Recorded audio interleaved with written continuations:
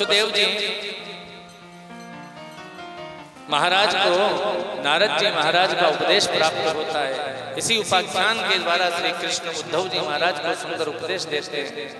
भक्तिहीन पुरुषों की अधोगति का वर्णन किया गया है। दत्तात्रेय और राजा यदु का सुंदर संवाद है। राजा यदु एक बार अपने घोड़े पर बैठ करके वन में आए। एक सिद्ध संत का दर्शन किया, दत्तात्रेय जी महाराज का दर्शन किया। मोटे तगड़े संत को देखा। राजा यदु ने कहा, महाराज कौन सी चक्की का आटा खाते हो? न कोई चेला चपाटी अगल बगल में दिखाई देता है, न कोई गांव, न कोई नगर, न कोई शहर बड़ा है। जंगल में पड़े हो फिर भी मस्त लग रहे हो। इतना मोटा तगड़ा शरीर, कोई साधारण संत होता तो नाराज हो जाता है, परंतु दत्तात्रेय जी तो पहुंचे हुए संत थे।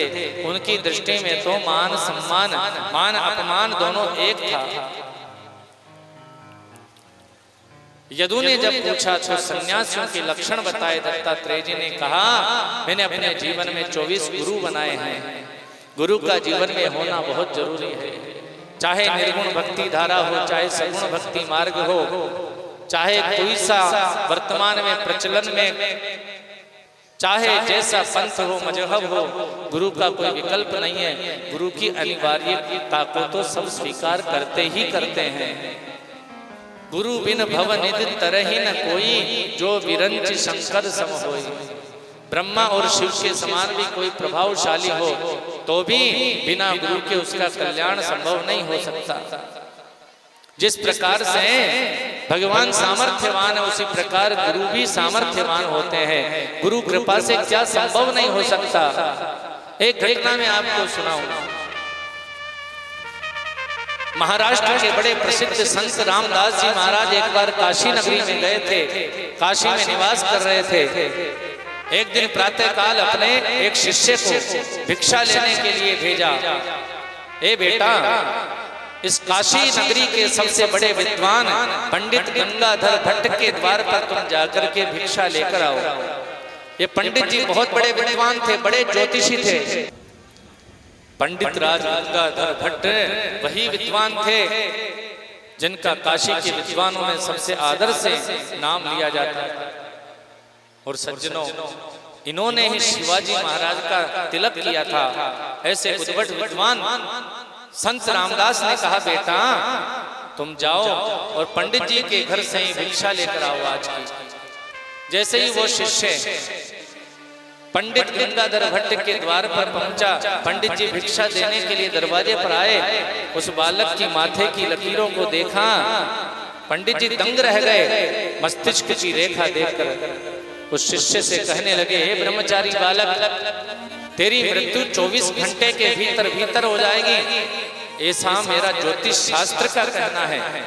तेरी माथे की लकीरें कह रही हैं तू 24 घंटे के भीतर भीतर मर जाएगा, कल का सूरज तू नहीं देख पाएगा। अब सज्जनों, जिसको अपनी मृत्यु का पहले से ही पता चल जाए तो फिर वो प्राणी तो उसी समय से मरना प्रारंभ हो जाता है। आप जानते हैं, घबरा गया वो बालक, वो ब्रह्मचारी। संध्या हुई। इतने बड़े विद्वान ने कहा कि मेरी मृत्यु होगी तो मुझे कौन बचा पाएगा। संध्या के समय अपने गुरु संत रामदास की सेवा में उपस्थित हो गए। आंखों से आंसुओं की धार बहने लगी। सेवा करते करते, चरण दबाते दबाते भाव में इतने डूब गए, गुरु भक्ति के भाव में इतने डूब गए। 2 घंटे बीते, 4 घंटे बीते, सेवा करते करते सारी रात बीत गई। प्रातः काल संत रामदास जी ने अपने उसी शिष्य को दोबारा आदेश दिया, आज्ञा दी, जाओ पंडित जी महाराज के द्वार से भिक्षा लेकर आओ। आज उन्हीं पंडित जी के द्वार पर भिक्षा लेने के लिए वो शिष्य पहुंचा।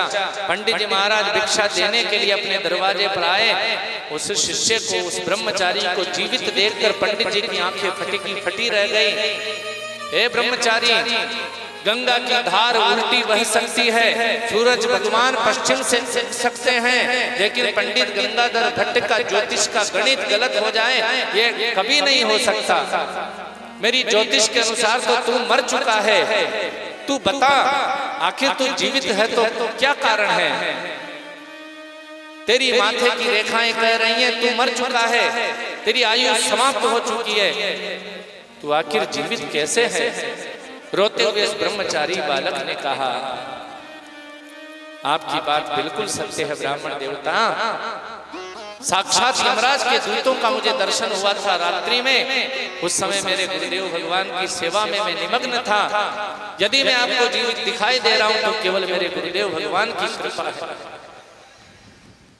मेरी गुरु भक्ति को देखकर, गुरु सेवा की भावना को देखकर यमराज के दूत मुझे लेकर नहीं गए, मुझे प्रणाम करके चले गए। जिस दिशा में समर्थ गुरु रामदास विराजे थे, आज पंडित गंगाधर भट्ट ने सूर्य भगवान को अर्घ्य देने के बजाय उस दिशा में अर्घ्य दिया जिस दिशा में संत महाराज विराजे थे। तो गुरु साक्षात परब्रह्म है। गुरु तो साक्षात ब्रह्म है, परमात्मा का स्वरूप है, साक्षात भगवान है। क्या नहीं कर सकते गुरुदेव भगवान? गुरु कृपा से बंधुओं सब संभव है। वर्णाश्रम धर्म का निरूपण है। और बंधुओं, यदुवंशियों की बुद्धि बिगड़ गई, आपस में लड़ने लगे, झगड़ने लगे। भगवान समझाने के लिए प्रयास करते हैं पर भगवान को ही अपमान करने लगे। भगवान कृष्ण बलदाऊ जी का ही अपमान करने लगे। बलराम जी महाराज को आदेश दिया है श्री कृष्ण ने, ये यदुवंशियों का संहार होना तो निश्चित है। बलराम जी श्री कृष्ण को प्रणाम करके अपने लोक में चले गए, अपने धाम में चले गए। भगवान प्रभास क्षेत्र में विराजे हैं। जिस लोहे के मुसल को पीस करके उसका चूर्ण समुद्र में बहाया था, वो चूर्ण किनारे पर आकर के घास के रूप में उग गया। शस्त्र से भी ज्यादा कठोर घास बन गई। सारे यदुवंशी आपस में लड़ने लगे, झगड़ने लगे। उसी एर का घास को उखाड़ उखाड़ करके दूसरे को मारने लगे। भगवान श्री कृष्ण समझाते हैं लेकिन समझने के लिए तैयार नहीं है यदुवंशी। श्री कृष्ण की आंखों के सामने 99 लाख से ज्यादा यदुवंशी आपस में लड़कर के मर गए। 4, 5, 10, 20 बचे होंगे। लगभग पूरा का पूरा यदुवंश आपस में लड़कर नष्ट हो गया। भगवान श्री कृष्ण प्रभास क्षेत्र में विराजे थे। अपने घुटने पर अपना चरण धर कर विराजे थे। उस लोहे के मूसल को पीसने पर अंत में जो कील बची, उस कील को समुद्र में फेंक दिया था। उस कील को किसी मछली ने ग्रहण कर लिया। उस मछली को किसी बहेलिये ने पकड़ा। बहेलिये ने मछली को काटा तो वो कील निकली। उस कील को अपने बाण पर लगा लिया और आज वो बहेलिया शिकार खेलने के लिए निकला। श्री कृष्ण का चरण चमक रहा था। उस बहेलिये को भ्रम हो गया मानो कोई हिरण है। जैसे उसने बाण चलाया, वो बाण भगवान गोविंद के चरण में आकर के लगा है। अर्जुन आए, भगवान के चरणों में रक्त बहता हुआ देखा। किसने आपकी ऐसी दशा की?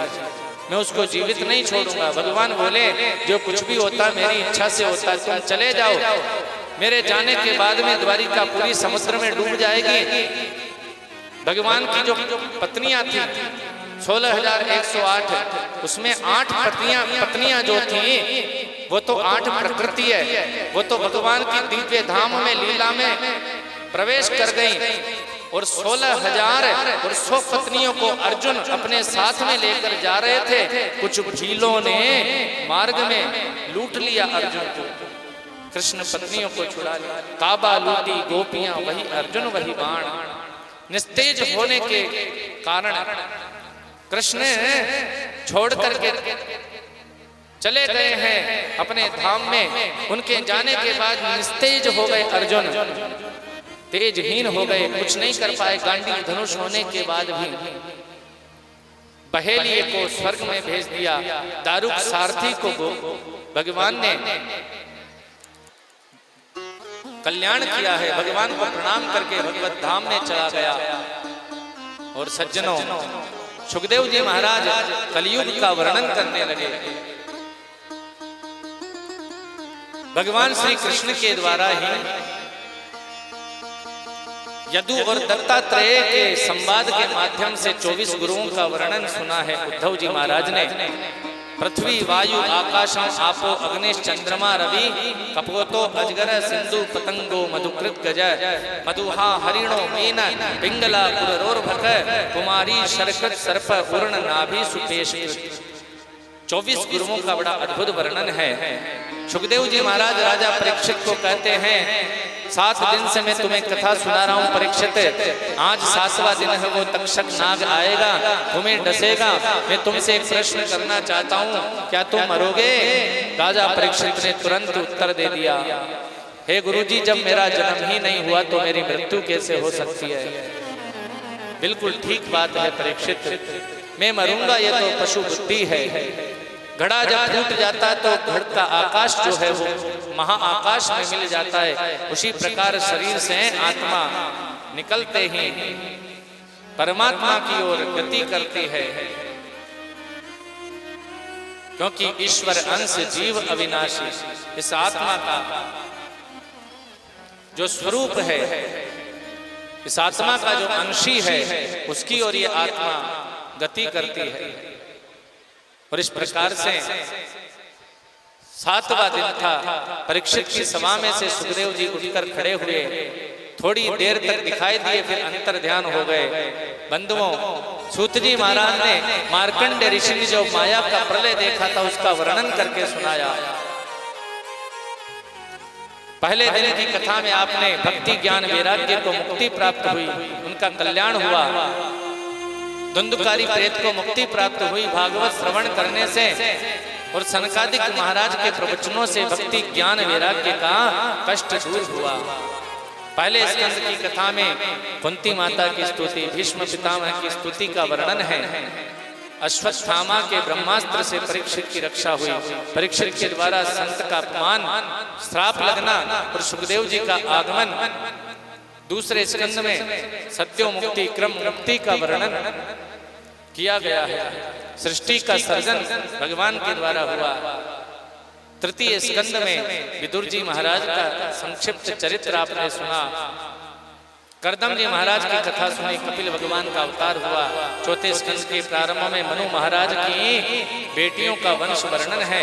सती अनुसुईया का, अत्रि मुनि का श्रेष्ठ दाम्पत्य का दर्शन कराया गया है।